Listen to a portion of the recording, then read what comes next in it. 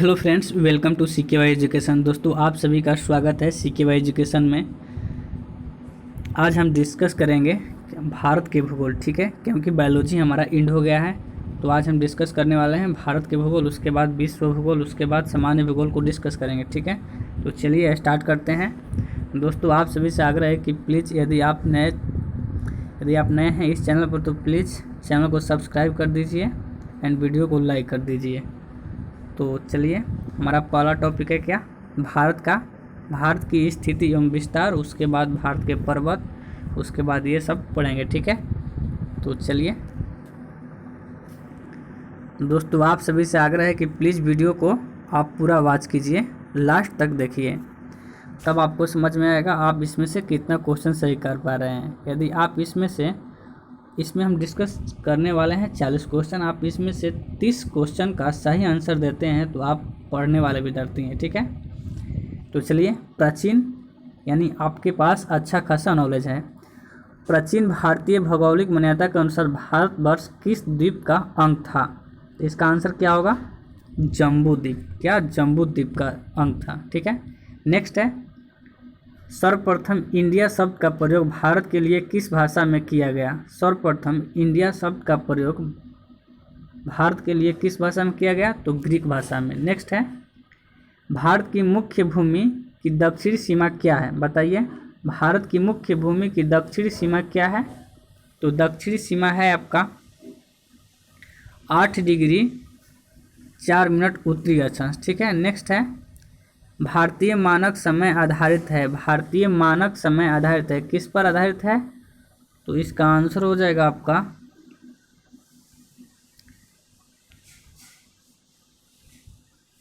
82.5 degree पूर्वी देशांतर पर, ठीक है। नेक्स्ट है, भारत का परमाणिक समय उस स्थान का स्थानीय समय जो स्थित है, कहाँ स्थित है? भारत का स्टैंडर्ड टाइम कहाँ स्थित है? तो इलाहाबाद के समीप स्थित है, ठीक है। इंडियन स्टैंडर्ड टाइम और ग्रीनविच टाइम में कितने का अंतर होता है? तो 5.5 घंटा, 5 घंटा 30 मिनट के, ठीक है। नेक्स्ट देखिए, आप मेरे साथ बने रहिए और आप देखिए इसमें से कितना आप अच्छे क्वेश्चन कर रहे हैं, क्योंकि ये क्वेश्चन है लूसेंट ऑब्जेक्टिव, ठीक है। भारत का ध्रुव दक्षिण भाग की विषुवत रेखा से दूर है कितना? 876 मीटर, ठीक है। दोस्तों, ये सब क्वेश्चन सारे एग्जामों के लिए, हमारे ऑल कॉम्पिटिटिव एग्जाम के लिए इम्पोर्टेंट है। बिहार दरोगा हो गया, बिहार यानी SI हो गया, और NTPC हो गया, ठीक है, UPSI हो गया, और जितने सारे कॉम्पिटिटिव एग्जाम है उसके लिए महत्वपूर्ण है। भारत की स्थलीय सीमा की लंबाई कितनी होती है? भारत की स्थलीय सीमा की लंबाई कितनी होती है? भारत की स्थलीय सीमा की लंबाई कितनी है? तो इसका आंसर हो जाएगा ऑप्शन नंबर डी, 15,200 किलोमीटर, ठीक है। दोस्तों, यहाँ पर आप देख सकते हैं। नेक्स्ट देखिए, द्वीपों सहित भारत के तट रेखा की लंबाई कितनी है? तो यहाँ पर आपका आंसर हो जाएगा 7516.5 किलोमीटर, ठीक है। नेक्स्ट देखिए, भारत की उत्तर से दक्षिण तक की लंबाई कितनी है? तो उत्तर से दक्षिण तक की लंबाई आपसे बोले तो कितना 3214 है, ठीक है। अगर पूरब से पश्चिम बोले तो 2933 है, ठीक है। तो यहाँ पर आपका 3214 हो जाएगा। नेक्स्ट देखिए, नेक्स्ट है, भारत की पूर्व से पश्चिम तक की लंबाई कितनी है? तो जैसा कि हमने पीछे जस्ट बताया 1933 किलोमीटर, ठीक है। आगे देखिए, भारत की तट रेखा की लंबाई कितनी है? तो 6100 किलोमीटर है। तट रेखा की लंबाई बोले तो 6100 किलोमीटर हो जाएगा। यदि आपकी भारतीय स्थलीय सीमा की लंबाई बोले तो 15,200 किलोमीटर, द्वीप सहित जलीय सीमा की लंबाई बोले तो 7516 किलोमीटर, ठीक है। यदि मुख्य धरातल भाग की समुद्री सीमा की लंबाई बोले तो 6100 किलोमीटर हो जाएगा। ठीक है, चलिए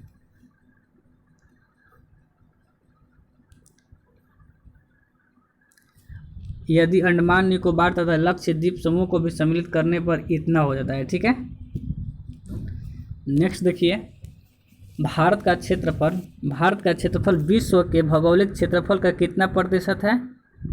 तो 2.4। ठीक है, नेक्स्ट है पूरे वर्ल्ड में इंडिया कितना है?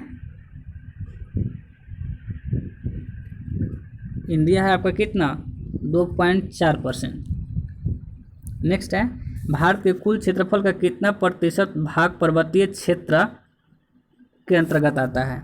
भारत के कुल क्षेत्रफल का कितना प्रतिशत भाग पर्वतीय क्षेत्र के अंतर्गत आता है? तो इसका आंसर हो जाएगा आपका 10.7%।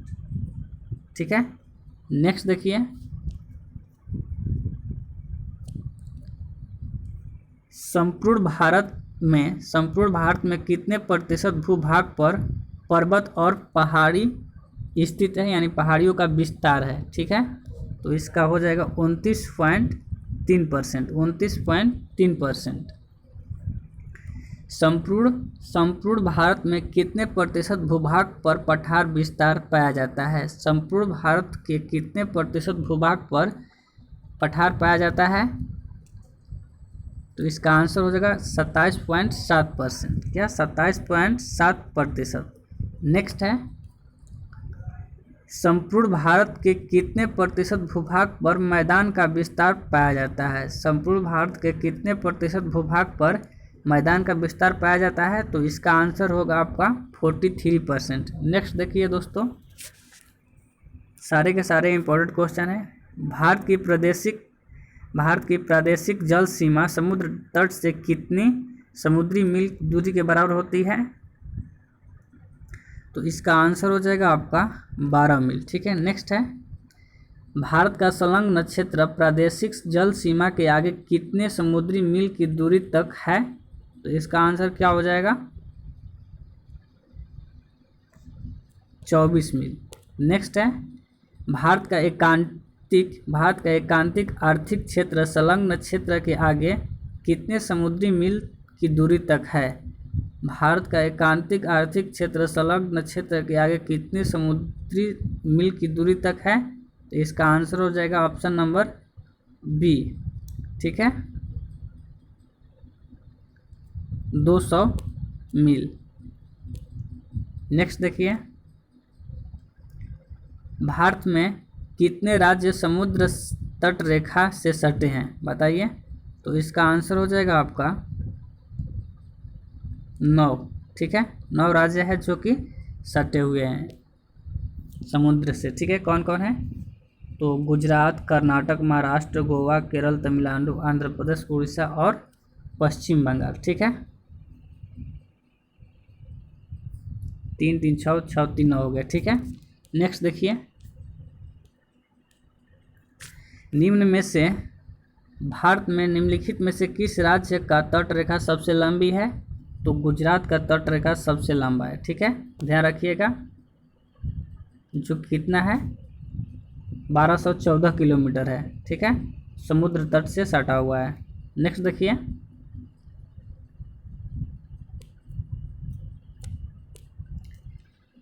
निम्नलिखित भारतीय राज्यों में से किससे होकर कर्क रेखा नहीं गुजरती है? तो कर्क रेखा यहाँ उत्तर प्रदेश से नहीं गुजरती है, और कहाँ से गुजरती है? मध्य प्रदेश से, गुजरात से, झारखंड से, राजस्थान से। ठीक है, पश्चिम बंगाल से। यहाँ पर देख लीजिए कर्क रेखा से गुजरने वाले भारत के 8 राज्य हैं: गुजरात, राजस्थान, मध्य प्रदेश, छत्तीसगढ़, झारखंड, पश्चिम बंगाल, त्रिपुरा और मिजोरम में। ठीक है, कौन सी अक्षांश रेखा भारत के मध्य से होकर गुजरती है? तो जो कर्क रेखा है वो। ठीक है, बाकी सब तो रेखा गुजरती ही नहीं है। यहाँ पर फिर से देख लीजिए कौन कौन सी रेखा है जो कि भारत के 8 राज्यों से गुजरती है। कौन कौन से राज्य है जो कर्क रेखा किन राज्यों से गुजरता है, तो गुजरात, राजस्थान, मध्य प्रदेश, छत्तीसगढ़, झारखंड, पश्चिम बंगाल, ठीक है, त्रिपुरा एंड मिजोरम। नेक्स्ट देख लीजिए, कर्क रेखा भारत के कितने राज्यों से होकर गुजरती है, तो 8। जस्ट अभी हमने पढ़ा कौन कौन, आप प्लीज़ फिर से बोल दीजिए मेरे साथ, गुजरात, राजस्थान, मध्य प्रदेश, छत्तीसगढ़, झारखंड, पश्चिम बंगाल, त्रिपुरा एंड मिजोरम। नेक्स्ट देख लीजिए, निम्नलिखित में से किस राज्य से होकर कर्क रेखा नहीं गुजरती है, तो इसका आंसर हो जाएगा क्या, तो इसका आंसर हो जाएगा आपका उड़ीसा से नहीं गुजरती है, ठीक है। नेक्स्ट है, भारत का वह राज्य जिससे होकर कर्क रेखा गुजरती है, भारत का वह राज्य जिससे होकर कर्क रेखा गुजरती है वह कौन सा राज्य है, तो देख लीजिए इसमें क्या है, और पीछे पड़ा है जम्मू कश्मीर, हिमाचल प्रदेश, बिहार नहीं है, केवल झारखंड इसमें होगा, ठीक है।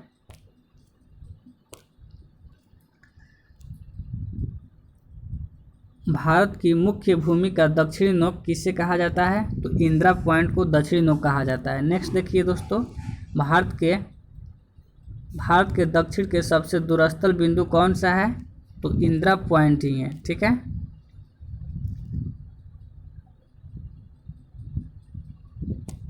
नेक्स्ट देख लीजिए, इंदिरा पॉइंट का अन्य नाम क्या है, तो इंदिरा पॉइंट का अन्य नाम जो है क्या है, तो इसमें सभी को बोला जाता है इंदिरा पॉइंट, पार्सन पॉइंट, ला ही चिंग, पिगमेलियन पॉइंट, ठीक है।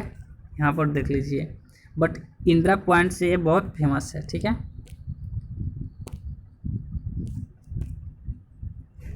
निम्नलिखित में से कौन सा स्थान भूमध्य रेखा के निकटतम स्थित है, निम्नलिखित में से कौन सा स्थान भूमध्य रेखा के निकटतम स्थित है, तो इसका आंसर हो जाएगा option number C, Indira point.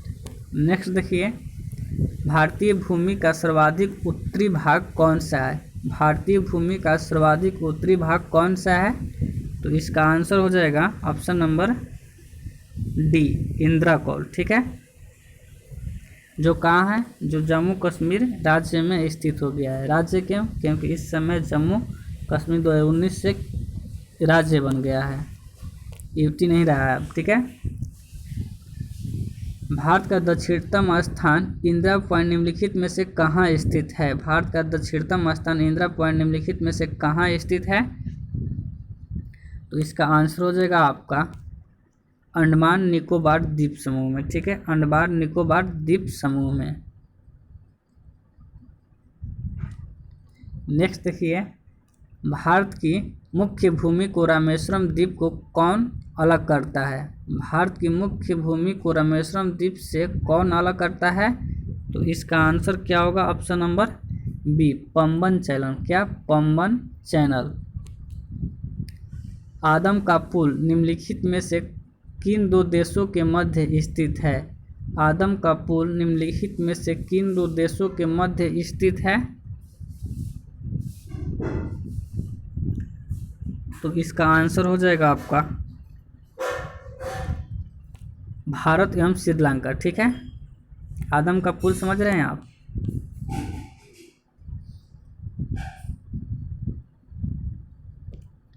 जो नल नील के नाम से जाना जाता है, ये रामायण में देखने को मिलता है, ठीक है। बांदर सेना द्वारा निर्माण इसका किया गया था, ठीक है।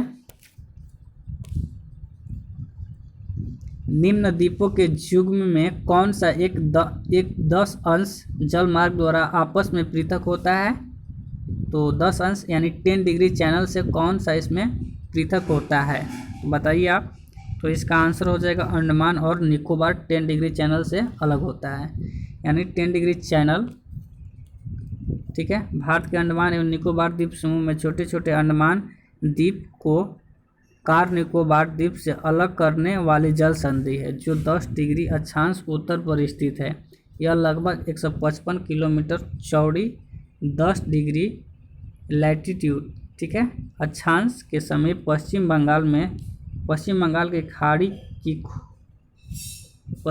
की खाड़ी को पूर्व में अंडमान सागर से जोड़ती है। नेक्स्ट देख लीजिए, डंकन पास किसके बीच स्थित है? डंकन पास किसके बीच स्थित है? तो डंकन पास जो है दक्षिण अंडमान एवं छोटा अंडमान के बीच स्थित है। द्वीप, एक द्वीप है जो कहाँ स्थित है?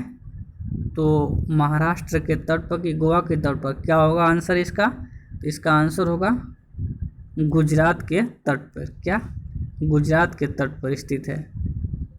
द्वीप अपने खूबसूरत सी बीचेज, चर्च और नेचुरल ब्यूटी के लिए दुनिया भर में पॉपुलर है। अरब सागर में एक द्वीप के रूप में बसा यह टूरिस्ट प्लेस गुजरात के एक छोर पर स्थित है। ठीक है।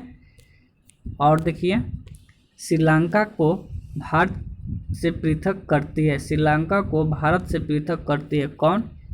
8 डिग्री चैनल। कौन सा होगा? पाक जल संधि। क्या? पाक जल संधि होगा। ठीक है। 39 क्या होगा? पाक जल संधि राइट आंसर है।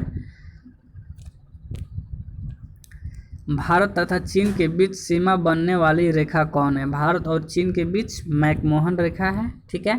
भारत और पाकिस्तान के बीच कहेगा तो रेड क्लिफ हो जाएगा। ठीक है। और अफगानिस्तान और पाकिस्तान के बीच कहेगा तो डूरंड रेखा होगा। ठीक है दोस्तों, ये इंपॉर्टेंट रेखा है, सबने इस रेखाओं को भी डिस्कस कर दिया। तो चलिए दोस्तों, इस वीडियो में इतना ही। आपसे मिलेंगे नेक्स्ट वीडियो में। तब तक आप मेरे वीडियो को शेयर कीजिए। ठीक है। एंड लाइक कीजिए। एंड चैनल पर नए हैं तो सब्सक्राइब भी कर लीजिए। अपने दोस्तों से सब्सक्राइब करवाइए, मेरे चैनल को बताइए कि यहाँ पर अच्छे अच्छे वीडियो डाला जाता है। ठीक है। मैं आप सभी का आभार व्यक्त करूँगा। ठीक है। तो चलिए, जय हिंद, जय भारत, बस इतना ही।